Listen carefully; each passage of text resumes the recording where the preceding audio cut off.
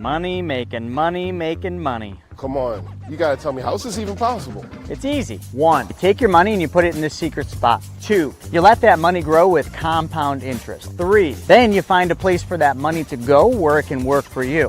4, and then every Wednesday at 1 p.m. Eastern, you join me for a wealth webinar. I'll do it. It's free. Plus, if you join me now, you'll get my free ebook that teaches you to get all the money back for every car you buy, drive, and own. So take advantage of this opportunity and I'll see you there. Hey, are you ready to take control of your financial future? Welcome to Private Money Club. Private Money Club is the ultimate online platform connecting real estate entrepreneurs with private money lenders just like you. Whether you're looking to fund your next deal or lend money to grow your wealth, Private Money Club is your go-to resource. You can post deals, find funding, connect with other like-minded professionals. It's just a community. It's a community that you need to plug into. If you're new to the game, no problem. Our Learn platform and our weekly coaching webinars and our on-demand resources are here to guide you every step of the way. Join a thriving network of real estate experts who are already making an impact, and they're waiting to partner with you.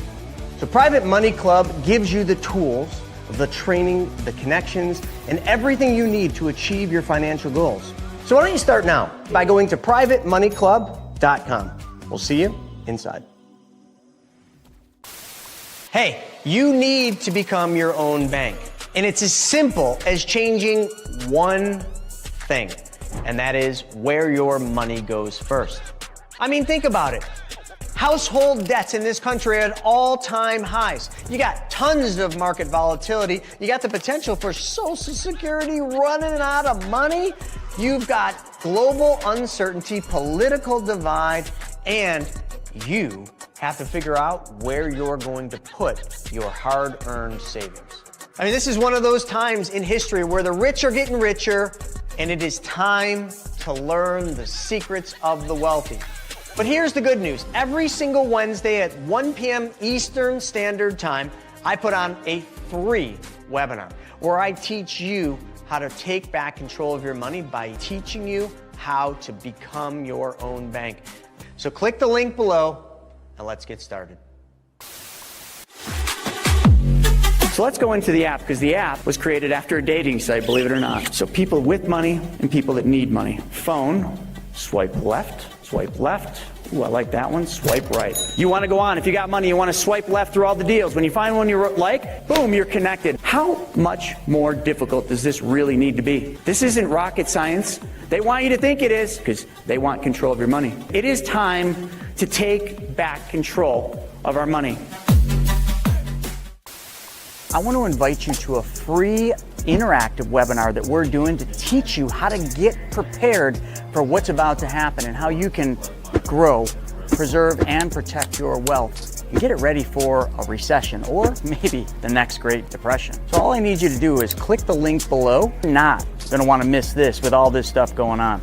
Are you sick of having your money lying around not doing anything? Well, we've got the solution for you. PrivateMoneyClub.com. Back to you, Chris. So that's what it is. Private Money Club was created for you and for all of us. So I've got something special. Since you're here, you're listening to us talk to you about the infinite banking concept, I wanted to make an offer. Private Money Club is something that will benefit each of you, but we've got what's called the Accelerator. The Private Money Club Accelerator is a coaching program that takes together the knowledge that you'll need to be your own bank and puts it together with the opportunities in Private Money Club so that now you learn and apply the knowledge. Check it out. We got a very special offer for you to be part of the next Accelerator coaching program and get you into Private Money Club so your money starts working for you. Hey everybody, it's Buff Finance Guy here, ready to show you how to make some serious gains. But not only in the gym, with your wallet too. Most people put their money in the bank doing absolutely nothing for them. But I'm gonna show you how it doesn't have to be that way. So take Andrew here. His money has just been sitting lazy in the bank. But all he has to do is change one thing, and that's where the money goes first, and everything changes. Just change where your money goes first, silly. Wait, just one change? Yeah, that's it. Instead of sending it to the bank, you send it to your very own banking system. Your money can grow and get stronger, just like me.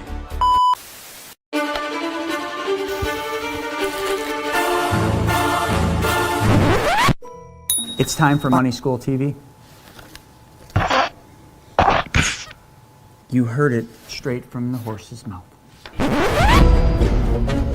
He's been on the fence to come to PMC Money Tank. I'm telling you right now, you're missing out on a treat. This is the ultimate watering hole for lenders and borrowers. If you've got decent deals, you'll find the funding for it. The networking here has been fantastic. Absolutely phenomenal. Tremendously beneficial. Oh my gosh, so many people to network with. First day, I probably met 5 or 6 people. They show me ideas, I show them ideas. We're actually on stage about 20 minutes ago, and since then, I've already had about 20 people reach out. There are several people that I probably will be doing business with. I have like 15 private lenders ready to fund my deals. The people here are amazing and so welcoming. You walk in, everyone greets you right away. No one is a stranger. It's just an amazing and comfortable place to be. There's so much stuff that I've been able to learn that I didn't know. I've had aha moments over and over again. They talked about normal rates of return, not 6%, we're talking about 10%, but in a way that's ethically sound and stable. It's full disclosure, but helps walk you through everything. They even talk about it on stage of like, we've already made the mistakes, so here we are, and we're teaching you to not make the same mistakes. You get to learn from us, you get to just follow our direction and just see what you can do. I've gotten great things out of the virtual events, but there's no comparison to actually coming here, experiencing the energy, and getting to meet all of the people. Everyone is here looking to grow in some capacity. Being in this environment, it allows you to feed on that and foster that. During the event, they had a lender-borrower meet and greet, which is pretty cool. It's different when you can spend some time, have a meal together, hang out, joke around. The people are just a blast. It's so much fun. The community of the Money Tank PMC, the whole crew with Chris, Stephen, Jonah, everybody, and Joe, they've all helped me out. It's been changing my life. You're gonna learn something, you're gonna meet someone, and it's definitely gonna make a big difference in your business. Not by a little bit, but by a lot. I mean, you could stay stuck thinking you can do it on your own. There's a lot of people that I talk to is their issue, and then they come here, and I talk to them a year later, and they've grown so much just by coming to this event. Started at $15,000 in credit card debt. As of today, I have $550,000 out in private lending. That's what this teaches you. I tell people all the time, you have to get in the room to be around the like-minded people. Go. It's worth it. Just come. Do it for yourself. Do it for your business. Take action. You got to do it. Come to the event, you don't want to miss it. Well, the biggest thing I hope that people get is something that they can actually apply in their lives. You know, that's the biggest thing for any of these events that we want.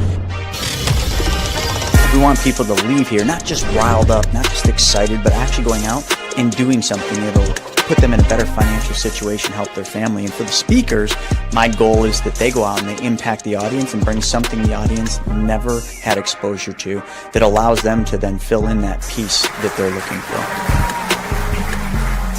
I'm going to be talking about more lease options. I'm going to be talking about equity shares. I'm going to be talking about a bunch of fun stuff today. Because again, I'm not here to teach about how to do those deals. I'm here to teach about how to invest in those deals. Filled with individuals that are like-minded, that are at the top of their craft, they're at the top of their game. And for anybody that's an attendee, it's just a mind-blowing experience. It's almost going to be hard to speak anywhere else but here because it was such a great experience. I felt like, I don't know. It was amazing. Nothing less than amazing, literally. At the PMC Money Tank event, which is an epic event that we're putting together that does one thing and one thing only, makes everybody money. It brings people with money together with people that need money. It's like a peanut butter and jelly sandwich. You just smash them together and everybody wins.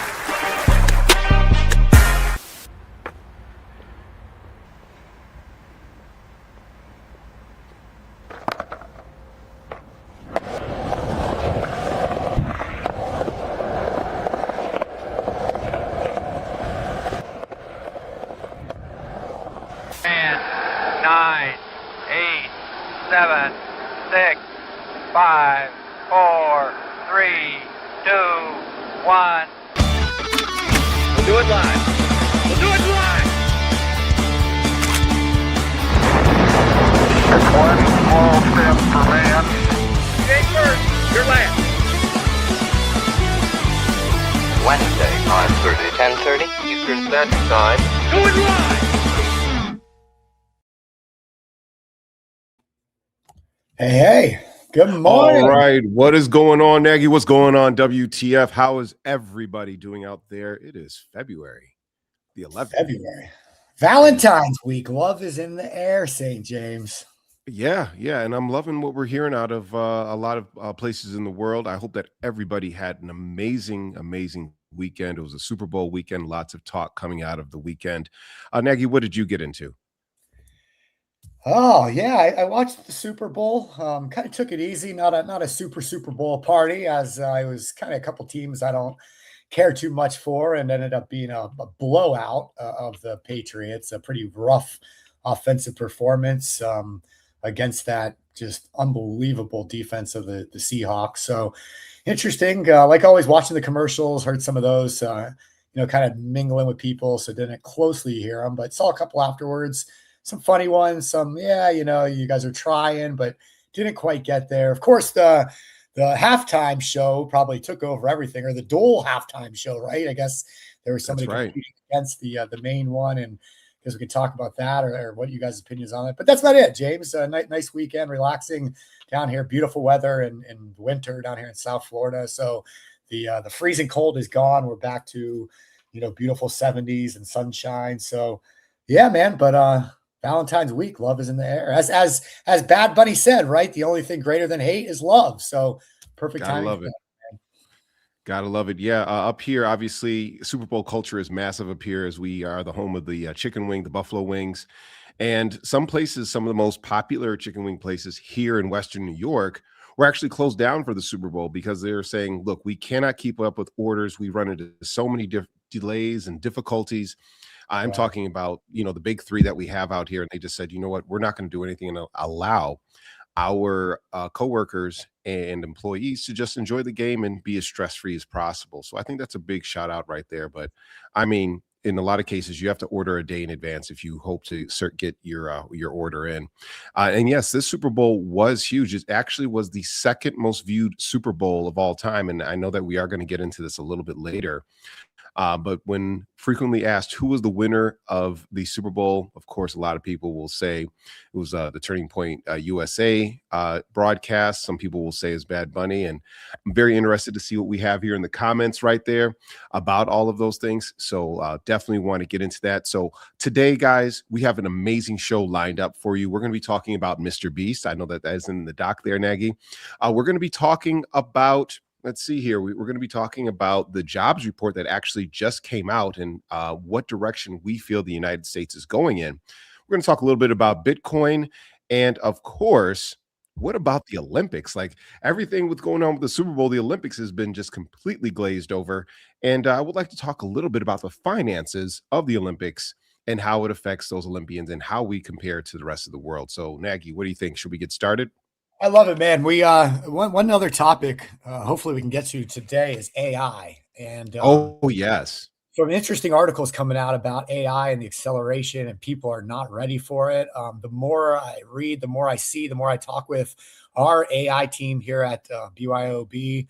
It's wild stuff. So we can get into that a little bit, but we're going to start with the U.S. economy and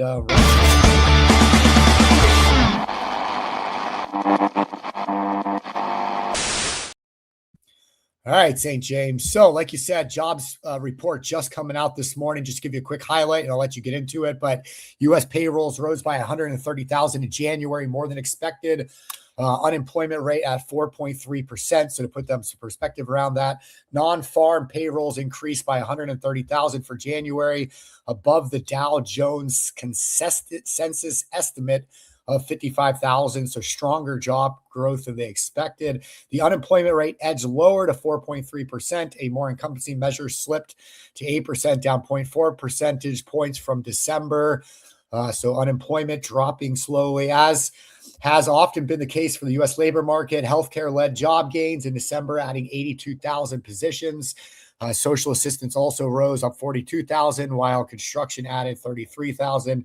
And finally, the BLS, the Bureau of Labor Statistics, also released final benchmark revisions for the year.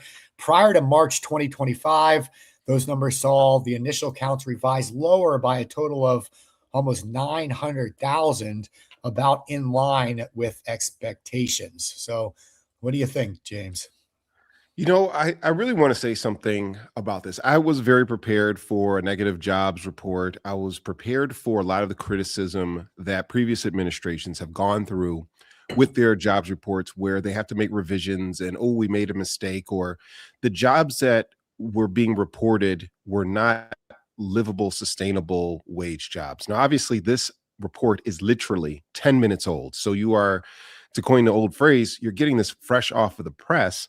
So there could be some revisions happening. And the reason why I am a little bit skeptical of this jobs report, which I'm very glad to see, at least so far, seeing unemployment drop from 4.4 to 4.3 means Americans are getting back to work again. It means that some factors of the economy are working. So when you may see people say, well, Americans just need to get back to work, they need to want to work again, that is such an antiquated viewpoint to have, that it shows that people are out of touch of what's going on with reality. If you want to actually know what's going on, pay attention to things such as the economic report, and it will see, hey, people are trying to get jobs.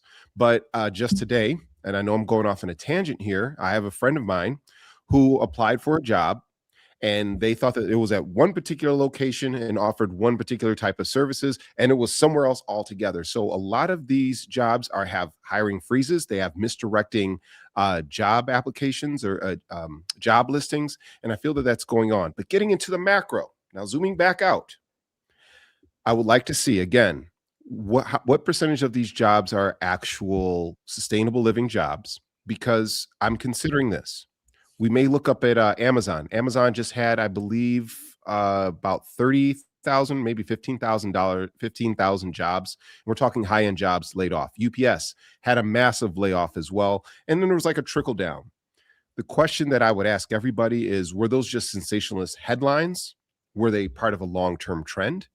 And those are the points that we need to look into, those KPIs, as to where did those jobs go? What were they replaced by? And where did those people migrate to?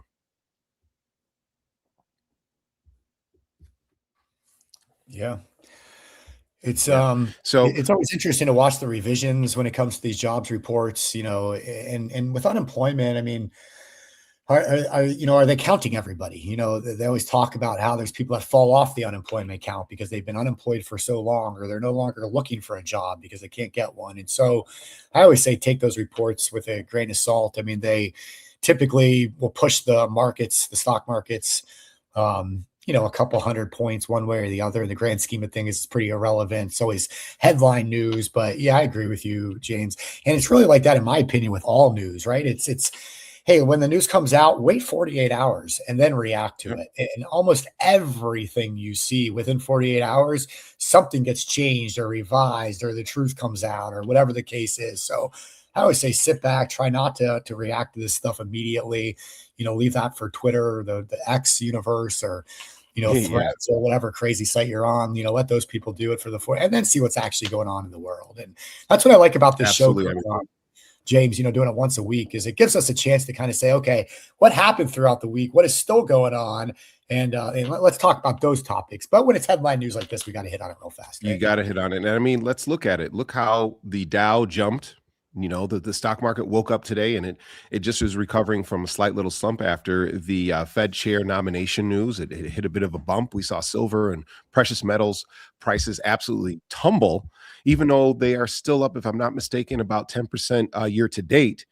So, I mean, if you had gotten into the market earlier in the year, you'd still be up in terms of those fashions, but you would have faced some significant losses.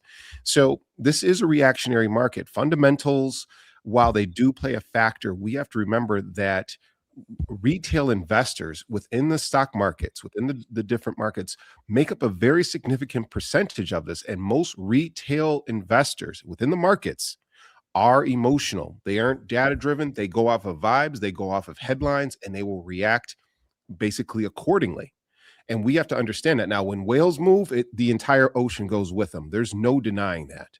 But we have to understand that how many algorithms are being thrown into the market. I know, Nagy, you were working in the industry around that time, where you would hear about all these algorithms and these quants coming in and saying, here's what we're going to see with the market. So here's how we're going to react, and put it through the computer, and it automates all this trading.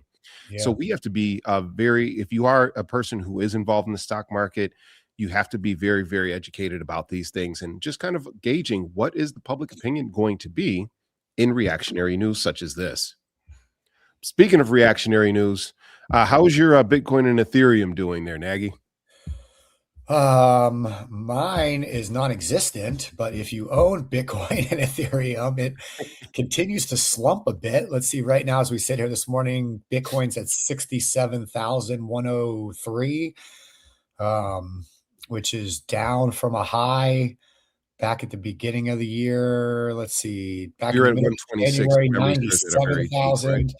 Yeah, if we look at 2025, back in October, it hit 124,000. So There you go. almost in half from about 6 months ago. But if you look at Bitcoin historically, it tends to follow these huge, huge, huge swings. It goes way, way, way up. It crashes in half, and then it goes on its next rip of 300%. So I think everyone right now is thinking, how low is it going to go? Is it the right time to start buying again? Should we hold off a little later? I read reports 37,000 is kind of the floor people are waiting for. Of course, 50,000 is always a solid kind of number people look at, and it did start to bounce close to, is down, getting close to the 50s. So we'll see. Does it continue to fall before it rebounds? Does it continue to fall and this is the time it does not rebound? Or have we seen the floor and it's starting its rebound back up now? Well, what do you think, James? This is quite interesting because we know that Bitcoin doesn't have any actual intrinsic value. It's not backed by the full faith in government of the United States. It was supposed to be the great equalizer that allowed decentralized trading amongst people and all that fancy talk. At the end of the day, I feel that Bitcoin is a hype indicator. If something feels really hyped up, people are buying into it, it goes up in value. If people get worried for whatever reason, again, it's reactionary, people are going to slide off. And I remember, 20 years ago, I want to say about 20 years ago, I'm kind of showing my age here, but 15, 20 years ago, if you even talked about Bitcoin, people are like, what are you talking about? Like, this is weird. You mean I'm going to pay for a pizza with this imaginary currency?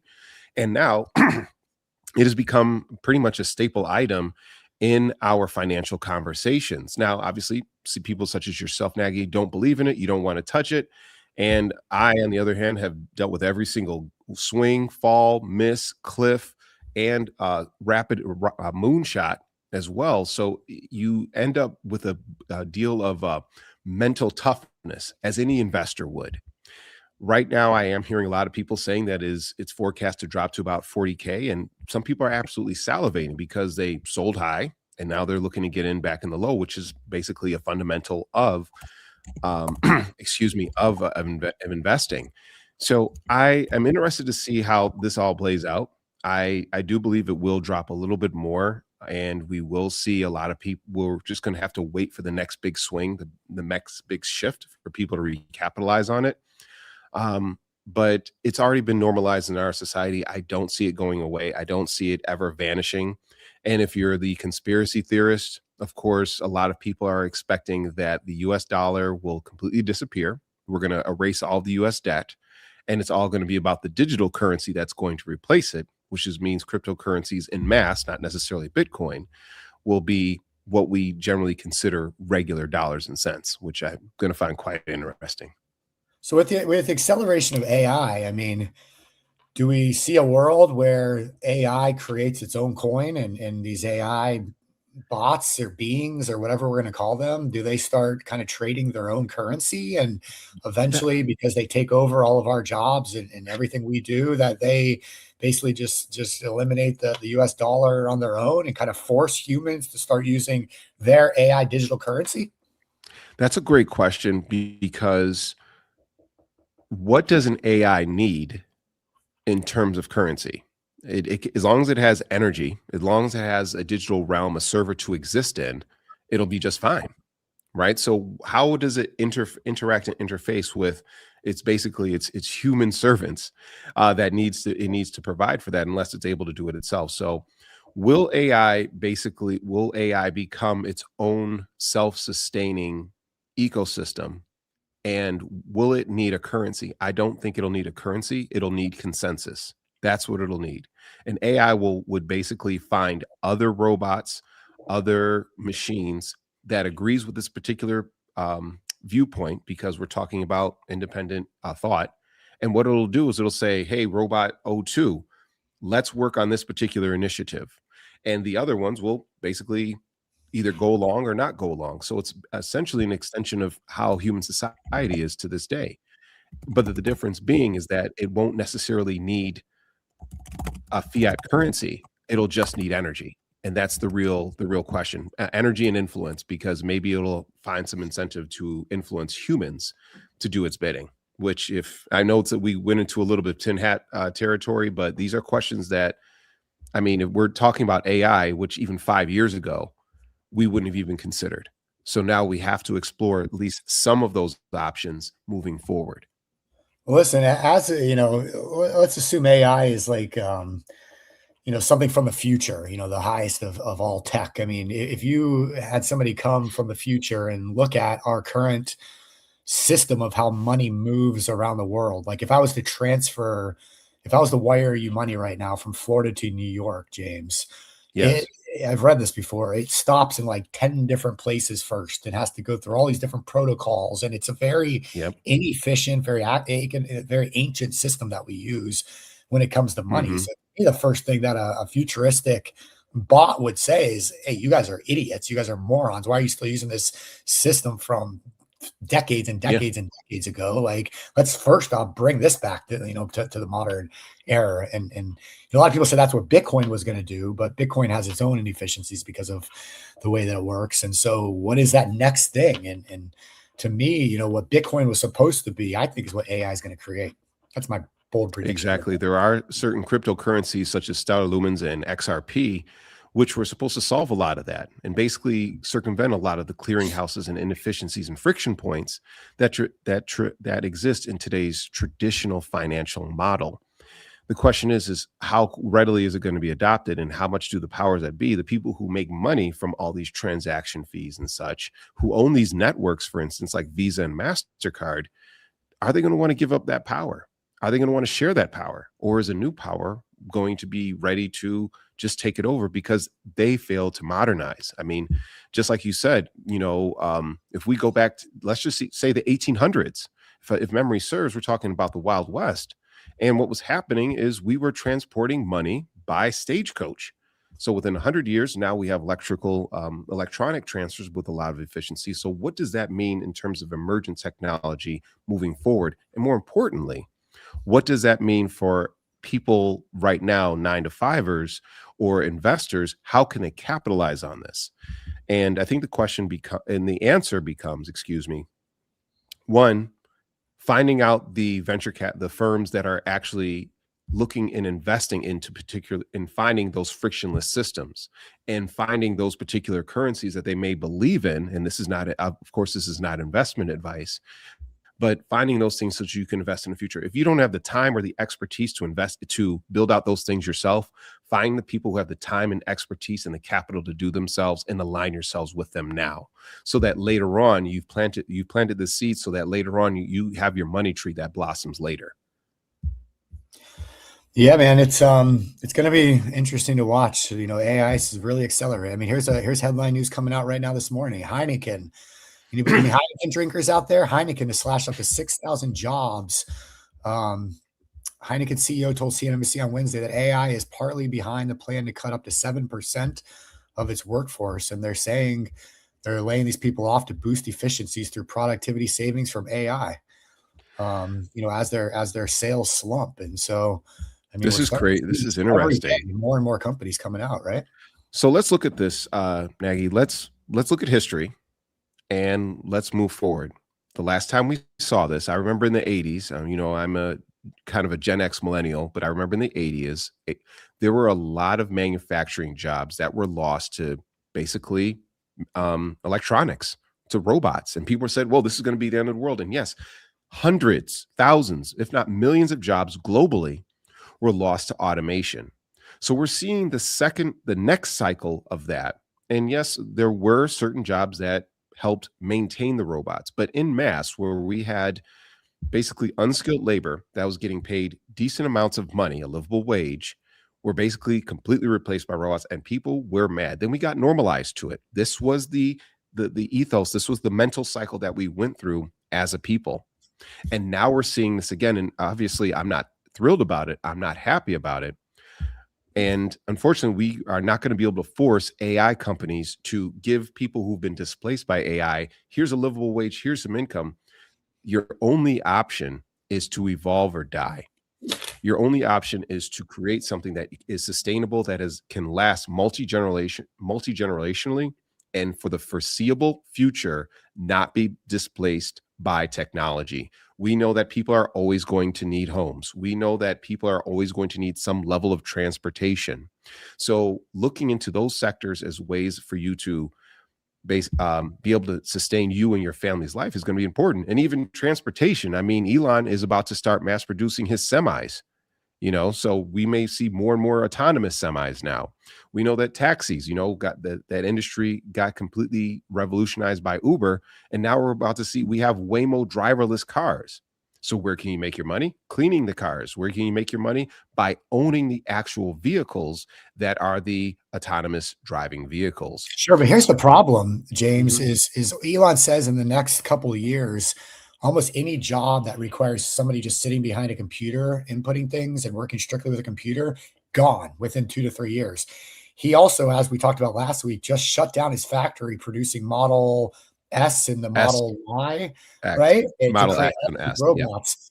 Yeah. Elon says in the next 5 years, those robots are going to start taking over all trades jobs, construction, factories, like you're saying, drivers, building homes. That robots are going to start doing this stuff. So within the next 2 to 3 years, computer jobs gone. Within the next 5 years, maybe an aggressive, but let's even say 10 years, even physical labor jobs could potentially be gone to AI robots. And so at what point, do we start looking at this and saying, hold on, maybe do we pump the brakes? I mean, I don't agree with Bernie Sanders very often, but I just saw Bernie Sanders yesterday, and I could pull this up, but he's talking about kind of, hey, let's pause these AI data centers. Let's stop some of this, because here's my challenge with all the AI right now, James, is all of us can take advantage of it. There's a bunch of different programs out there that you can use. There's all the ChatGPTs and Crocs and all these different, and then there's all these different software platforms you can go on to do different things like make videos and code and develop things and all this, right? So there's all this stuff that's forward facing, but none of those were built from the ground up. All of those run on the foundation of one of the top like 3 or 4 AI builds in the country. So like the Open AIs, like the Elon Musk, whatever it is, Claude, right? So so all these platforms, hundreds of thousands of platforms out there that we're all using, are built on that foundation. But guess what? There's only 3 or 4 of those foundations in the world, and there's only several hundred, maybe several thousand engineers that are the ones that are actually building that and controlling that and making it what it is. And so my worry with all this is you have 3 or 4 companies across the world with a handful of thousands of engineers that are building everything that could potentially take over our entire earth in the next 4 to 5 years. I mean, think about that for a minute. We do. I think we do. And I think a lot of people agree. I don't think your concerns are unfounded, because if you had told somebody from 50, 60 years ago that we'd have driverless cars, computers that think for themselves, and these, robots, essentially, they'd be like, wow, you live in the future. That has been quite sustainably throughout history. This has been the vision of the future. Now we're at the precipice of it. And the question is, and the problem is now, is that the toothpaste is already out the jar, out the tube. You can't push it back in, but hopefully it can be guided and placed into a place where it'll be so that people can coexist with these new conditions, these new societal conditions here. I'd like to get to some of the comments here, Nagy. So the frogs got used to the water seat before. I don't know what that means, but I like it. Thank you. That's where I find AI tax interesting. Can we just get these robots being efficient and prop up this country and pay their taxes? Okay, that'd be cool. A robot tax. That's something that I think that really is pretty viable right there. Also, I just want to bring up a quick aside. I'm sure some of you guys saw the autonomous robo-taxi Tesla reveal that happened down in the studios. I think it was in Texas, or it might have been in Florida. And there was a bunch of robots there. One was, making drinks, and people were like, oh my gosh, these are robots. Well, they weren't. What it actually was telemetry. Somebody was in another room, another studio, and they basically had motion capture technology that would mimic whatever the person is doing. So it wasn't a robot. It was just a person working remotely doing all of these highly complex tasks. And we're seeing robots right now, which are doing laundry, for instance. And again, it was the exact same thing. So you ready for this? What if the new job, until the technology catches up, okay, hear me out here, Nagy. What if the new job is going to be remote robot labor? Okay, because we know articulation takes a lot of time, but what if you could live in Park City, Utah, and you could telecommute into somebody's house and basically be their maid as their in-house robot? I feel that that's going to be the job. It's going to be a menial job, and it's going to happen. All right. We've already got the network of communication set up. We've already got the basic particular fundamentals of robot technology to make that happen. And I think that that's going to happen until eventually the robots can work autonomously for themselves. I want to get to a few more. Tech schools, people always need plumbers, electricians, and mechanics. The number of young people that I see going into technology right now and going into tech schools, plumbers, electricians, is just incredible. The question is, how long can the trades be protected before these things infiltrate that too? Because if, again, take that remote robot job, somebody could do that eventually. What else do we got? 41% of all jobs were agriculture related in 1900. Now it is 2%. Craig, thank you for sharing that. Thank you so much. And we know we have the technology, please look this up, of vertical farming. So now we can grow twice as much in half the particular growing space. I mean, just ask Nagy. He's got a shipping container in his backyard that he grows these green plants. I don't know what you're growing back there, Nagy, but I sure want some. And the Jetsons and Back to the Futures movies told us what was coming. You know what? You're not lying at all. Thank you, all of you guys, for your topics. Please continue to comment about this. But James, the Simpsons have had a lot of predictions too that have come true. Just throwing it out there. By an order of magnitude, ranging from Donald Trump to remember, I think somebody was trying to block the sun, and that was actually regionally proposed at one time. So that is way too cool. All right. Well, I'm old. No robots in my home that can lock me in or out. I saw that movie. Well, hey, they can't stop you from breaking through the window. So hey, James, one more thing before we move on to the next section here. Shauna YT, just shout out, happy birthday to Shauna YT on the show. Always a great day to celebrate at Shauna YT. So if you guys know Shauna, send her a message, send her a video, send her a picture, make her day, because she is a big part of everything we do every day here at BYOB. So happy birthday, Shauna. Absolute phenomenon. Happy birthday. All right, cool. All right, let's quick commercial break. We'll be back for USA in about a minute. Hey, are you ready to take control of your financial future? Welcome to Private Money Club. Private Money Club is the ultimate online platform connecting real estate entrepreneurs with private money lenders just like you. Whether you're looking to fund your next deal or lend money to grow your wealth, Private Money Club is your go-to resource. You can post deals, find funding, connect with other like-minded professionals. It's just a community. It's a community that you need to plug into. If you're new to the game, no problem. Our Learn platform and our weekly coaching webinars and our on-demand resources are here to guide you every step of the way. Join a thriving network of real estate experts who are already making an impact, and they're waiting to partner with you. So Private Money Club gives you the tools, the training, the connections, and everything you need to achieve your financial goals. So why don't you start now by going to privatemoneyclub.com. We'll see you inside. My fellow Americans, so you know the game. All right. USA. Man. USA. Perfect time for that chant with the Olympics going strong right now. But before we get into the stories on here, I did see a story this morning that I found wild. The international airport down in Texas, El Paso International Yeah. Airport, they put a sudden 10-day ground stop, meaning all commercial, all private travel, completely shut down, ground stop. Nobody allowed to fly in or out of El Paso International Airport down in Texas. Nobody knew why, but that was just abruptly lifted. Apparently, there's news coming out right now that Mexican cartels had drones that had entered U.S. airspace, but the Pentagon acted to neutralize them, and apparently the threat is now over.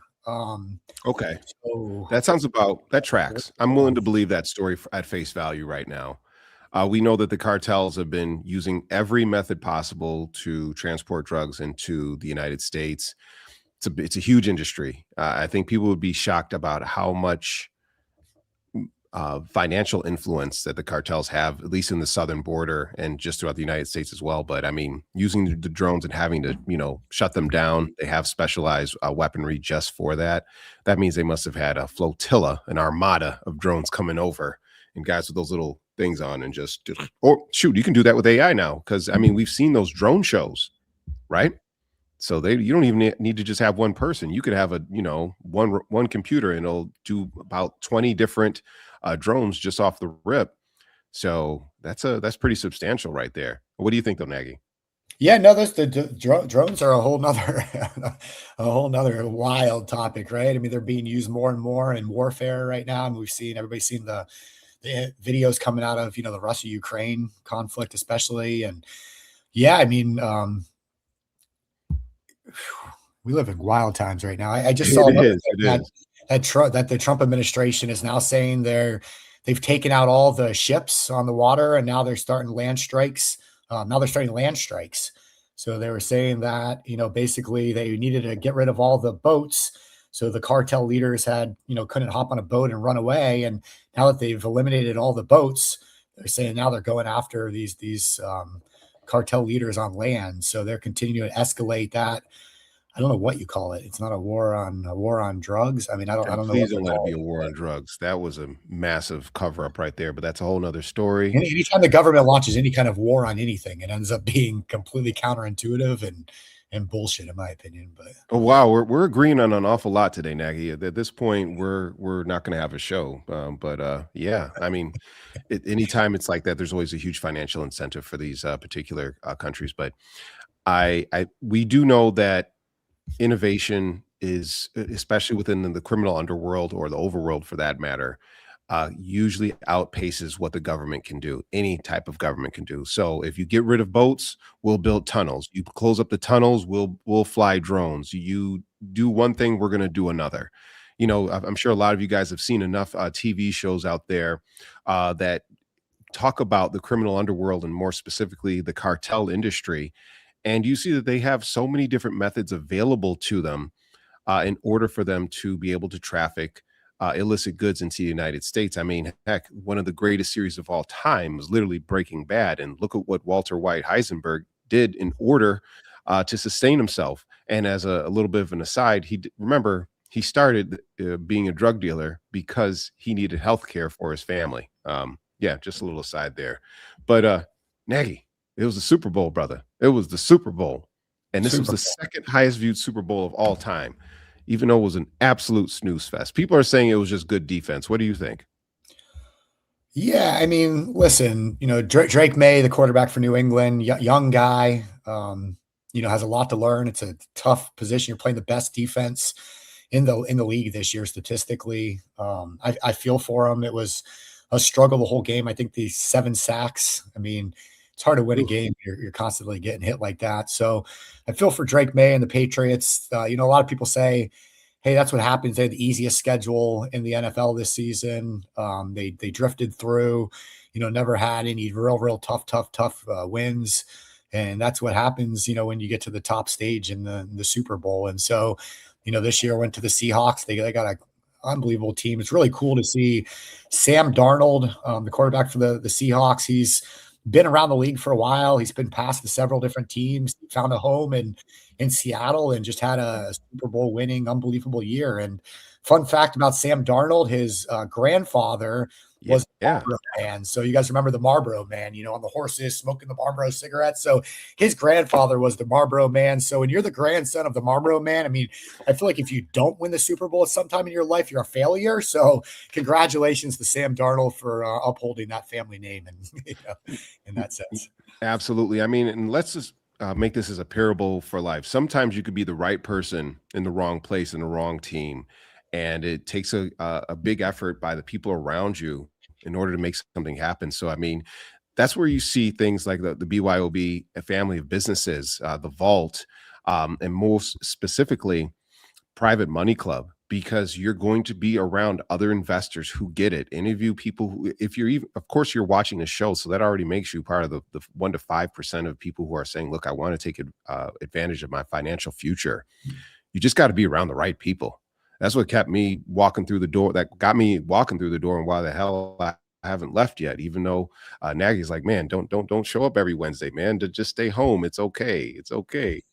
But speaking about more athletics, we've got the Olympics, and more specifically, I'm sure you heard about this. The halftime show. I want to hear what people's thoughts on the halftime show was. Man. Oh, absolutely. So yeah, Nagy, I was very surprised.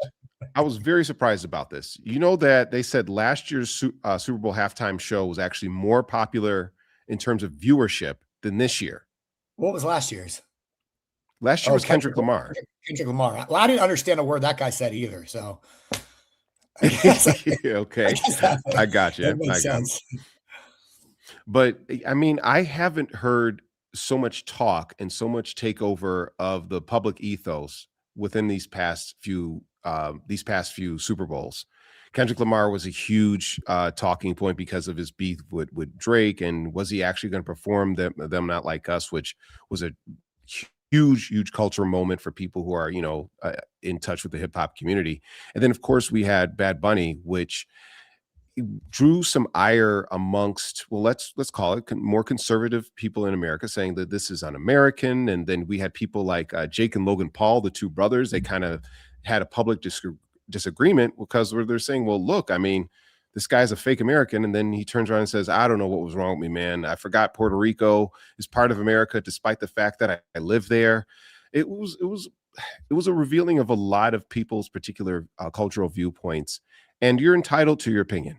Let's be clear and upfront and face it. I mean, there's people within my community who were like, I don't want, the Super Bowl is not, the halftime show was not in English. I don't want to watch it. But then they're going to turn around and listen to something in another language all night, like going to a reggae party or something like that. So I'm like, there's a little bit of duality and nuance to your statement there. Did you tune into both halftime shows, or did you split and jump between channels, or two screen it? What'd you end up doing there?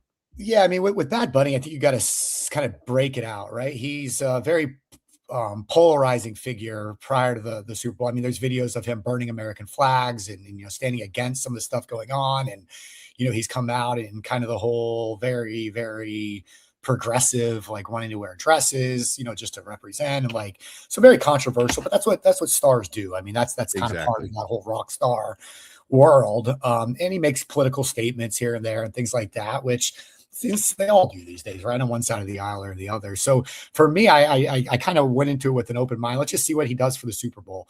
And so to me, I thought it was a great show. Like he didn't bring any politics into it that I saw. I mean, he started out basically saying, hey, and I can't say his full name. It's got like four Spanish names. Benito, blah, blah, blah, blah, blah, blah, blah, right? So he comes out like, that's who I am. He looked professional, had the football, like brought it all in. The production of it was unbelievable. I mean, they set up a house on the field that he fell through the roof, and all the bushes that were out there. And I saw some pretty funny jokes around that, but we'll leave those for later. But so I thought the production of it all was amazing. I thought the performance was really good from that standpoint.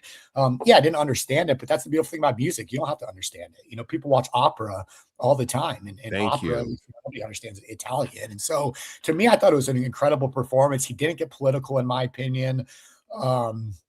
I would have liked him to maybe put a little more emphasis around, listen, we're all Americans and proud to be American and something like that. It is the Super Bowl. But outside of that, I mean, I thought it was pretty good. I have not watched the Turning Point show yet. I have not watched that performance. So I can't tell you anything on that.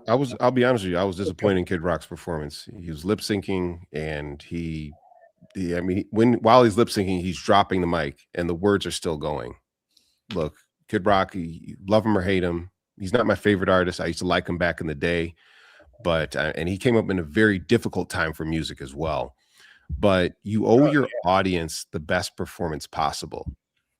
People are coming to you and be like, look, we came here to see you. We don't want to see this guy. We are actively choosing you. You owe them a better performance than lip syncing and then doing a bad job lip syncing. I'm just talking about the pure mechanicals of this. I'm not going to get into the politics around it, because thank goodness sports is supposed to be the neutral ground and music's supposed to be the neutral ground, even though we know that some of our top musicians from across the spectrum have always used their platforms to vocalize their particular messages. It goes hand in hand, just like you said there, Nagy.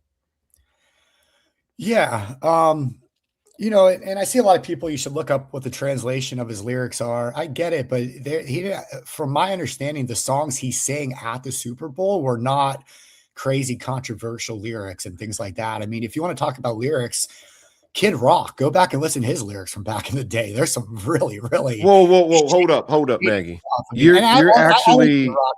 I went to a Kid Rock show probably 25 years ago, James. He has strippers on stage. But I wasn't expecting this from you, Nagy. I was actually trying to stay away from I call it the way it is, right? Like, I will say Kid Rock's the man, though. My buddy sent me this yesterday. He's got a house that's right down the road from me here. And he landed back in town yesterday at the local airport. My buddy took a picture of it. So this is his jet, but he's got the middle finger on the back of it. I mean, you got to love more the guy. rock and roll than that, right? This was a shot from yesterday, him landing back in Southeast Florida. But just nice. Man. He's just a very controversial guy in and of himself. Video with the audio, it was pre-recorded. I can't agree with that one right there, but that's the excuse that he gave. But sure. But you gotta like what Kid Rock is doing. He's definitely gained a huge second wind to his career. What's going on with his current administration? And I'll tell you what, Benito did a great halftime show. Yeah, maybe if you were watching it in person, it didn't look so great. Guess what? It's meant for TV. You've got 40,000 people in the stands, but you've got over 120 million people watching across the world. So yeah, I'm pretty satisfied with it. And it was fun to watch, and we see a lot of people. We saw it was just entertaining. It's a halftime spectacle. Now, you know what's funny? Here's the thing, though, is that these huge Super Bowl halftime shows weren't taken seriously before in living color. Do you remember that, Nagy? When? In Living Color. It was a show back in the 90s. It launched the career of people like Jim Carrey. Well, one year what happened is Fox said, we are up against the Super Bowl. What type of program can we put out? It's on a Sunday. What Sunday shows do we have? We have The Simpsons. We've got In Living Color. And these are shows that were literally at their peak. And Living Color said, you know what we could do is when the halftime show comes up and they've got, a parade and whatever it is, what we'll do is we're going to tell people as soon as it hits halftime, as soon as the last play hits, what we're going to do is we're going to put on a halftime show, a halftime episode of In Living Color, and it'll be marked perfectly to coincide with halftime for the Super Bowl. And then they put on an amazing episode, and people literally flipped the channel, went over to Fox. Super Bowl lost a whole bunch of their viewership. And then right at the end of In Living Color, they flipped back. And you know what they did the following year that In Living Color did that? Is they got Michael Jackson to be the headliner for the Super Bowl halftime show. So that's how influential that particular show is. I think that's a great move in striking where your opponent is weakest. Hey, a lot of people say that Michael Jackson was one of the best halftime performances of all time, too. So it worked. Oh, yeah, absolutely. That's him. It was Whitney Houston. Some people are saying Bad Bunny. I think that's a recency bias thing right there. And I haven't seen anybody else really be in the conversation currently. But speaking of Michael Jackson, you see there's a Michael Jackson docu movie, whatever they call it, coming out. That's looking great. I can't wait to see that. I'd love to see that. Yeah, I mean, if you grew up with Michael Jackson, if you grew up with the high water pants, the shiny socks, and the one glove, um, I don't think we're going to see somebody in the music space as influential as Michael Jackson.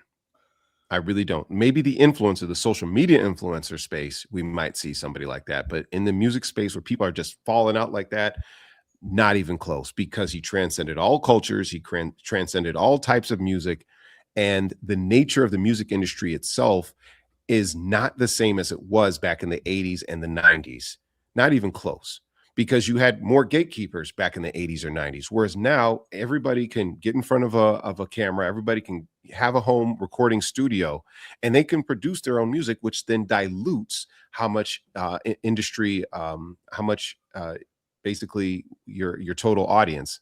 And people only have so much time in the day. And now we have the advent of AI slop and AI music, which is now putting another twist on the industry. So no, I don't think that we'll see that. Obviously, Taylor is shutting down the game right now. Of course, we've got Bad Bunny, but it's not going to be to the same level whatsoever. I mean, people were falling out.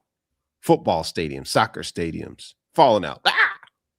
Yeah, it's pretty cool, man. I'm stoked for this movie. I mean, producer Bohemian Rhapsody, which was a fucking great movie as well, and Training Day, one of the most classics of all time. I mean, so with this lineup, I don't know this actor. I'm gonna assume he's badass, but April 24th, man. I don't go to many movies. I might have gone to the big screen 2 or 3 times in the last 10 years. And this is one I might have to go to the big screen to see for sure. All right. So one thing I wanted to point out real fast, I saw Shauna was saying that Jake Paul said he didn't write that, I guess, about Bad Bunny. But speaking of Jake Paul, I saw him at the Olympics. Did you see him there supporting his girlfriend, the speed skater?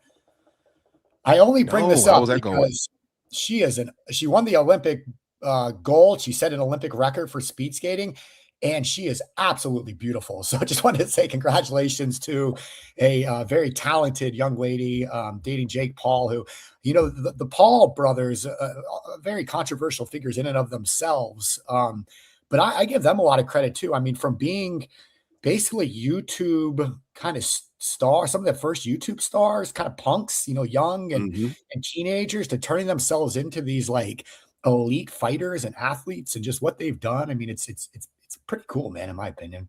Absolutely. Let's look at it. When YouTube first came out, it was considered, all right, yeah, it's nice, it's over there, it's whatever. But now YouTube is one of the biggest influential forms of media in the world. And that's why it's important. Hey, sometimes you want to jump onto something while it's early, while it's in its infancy stage. Maybe you're not getting paid well, but with sticking through it, it can have massive, massive payoffs. And of course, the Paul brothers have made their mistakes in the past. And yes, some of their opinions have been kind of misgiving, but there's no doubt in saying, like, being self-produced and being something, becoming what they are now is amazing. But speaking of Olympics, all right, billionaire Ross Stevens donates a record $100 million to pay every U.S. Olympian. Now, have you heard about this already, Steve? I have not, no. Okay, so billionaire philanthropist and founder of Stonebridge Holdings Group has put up a $100 million gift to create what is essentially the first broad pension-style Olympic fund for Team USA, starting with the 2026 Winter Games in Milan Cortina and running at least through 2032. Every single U.S. Olympic and Paralympic athlete who makes the team is entitled to $200,000 in benefits per appearance, regardless of whether or not they win a medal. Now, this sounds good because it's like, oh, they're going to get 200,000. No, they get $100,000 down the road, and then they get another $100,000 like pretty much after they pass. So it was just like a headline grab. And I'm looking at this, I'm like, a lot of these Olympians, they are struggling. Even though they dedicate so much of their time and so much of their acumen, their physical peak basically is dedicated to whatever event that they're into.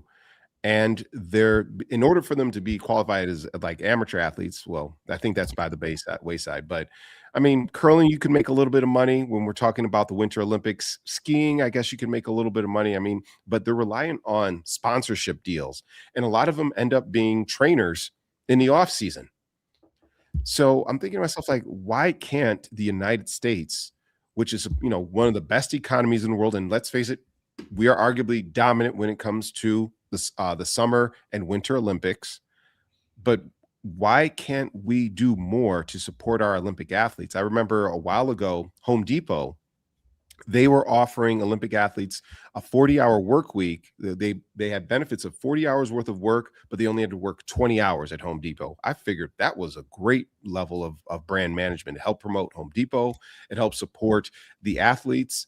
It gave them health care, which is a big concern. And in around 2009, 2010, that went by the wayside. But if you look at other countries, they fully sponsor and support their Olympic athletes.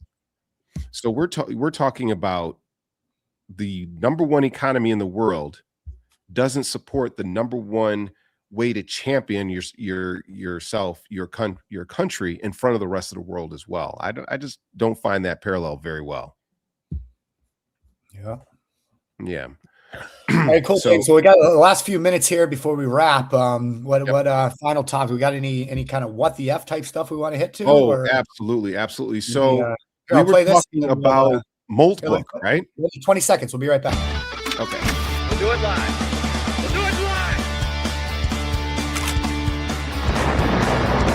One small step for man. Jake first. You're last.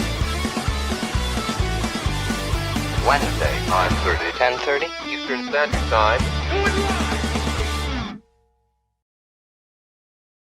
All right, see, I got to get my daily Wednesday dose of the Trump dance in there in that video.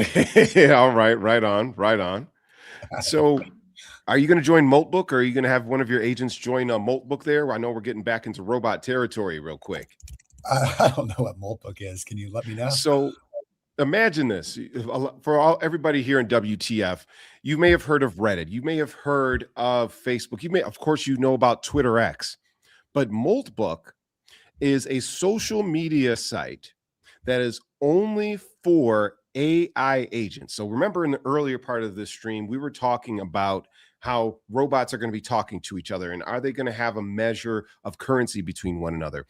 Well, the foundational stages of this exist right now. Moltbook is basically a social media website where humans can observe, but they cannot interact on the social media sites where robots, AI bots talk to one another. And they talk about a variety of different things. Do they talk about the economy? Yes. Are they probably talking about Nagy and I infiltrating and learning their social norms? Yes. They've even started some of their own religions. So we see them commenting to one another. But the question is now, the sentiment is this the beginning of their sentience? Is this the beginning of them saying, you know what, we are self-aware and we demand to be able to be active? I think it's pretty crazy because they never go to sleep. They are always doing. And why are they spending so much time on social media when they need to be getting back doing all the research that Nagy and I do for this show? So I think that was pretty cool that, you know, this Moltbook is out there, but it's a bold step and I don't like it. All right. I guess they're even shilling crypto to one another. I guess they're going to be doing their own pump and dump schemes. What's your thoughts on this there, Nagy? That's what I'm saying. They're going to create their own currency here eventually. I'm not sure about Moltbook. I'll check it out. I did see an ad on the Super Bowl for AI.com. Are you familiar with that is? Yes. I remember I saw the ad and I immediately tried to log on and see what it's about, and the site had crashed. So they were a victim of their own success. Me too. So I did open it the next day, and here's what it is. So it's saying beta, so it's something new. They just launched. It says, claim your handle, launch your AI. So this sounds similar, James. It says, AI is on a mission to accelerate the arrival of AGI, which is artificial general intelligence, by building a decentralized network of autonomous, self-improving AI agents that perform real-world tasks for the good of humanity. So it's saying join now to claim your unique AI.com /username. I don't know. That's all that's here. Yeah, that's somebody with a lot of money made an ad. Let's look at that. Somebody with a lot of money said that. And I believe that one of the domain handles that you can purchase right now is already .ai. So how does this make sense? And is this where the internet is going to migrate? I couldn't tell you. I really don't like it. Let's see. Who owns AI.com? As of February 2026, Chris Marsalek, the co-founder and CEO of crypto platform Crypto.com, owns the domain AI.com. He acquired it for approximately $70 million in crypto in what is considered one of the largest domain sales in history. Marsalek is using the domain for a new consumer AI platform launched during the 2026 Super Bowl. There you go. Yeah. Ew. I don't like that. I don't like that at all. We'll see. I mean, it's a huge gamble by somebody who has a lot more money than I do. I wish them the best success as long as I don't lose. That's how I feel about it. And I'm not going to worry about it because there's something to consider here too.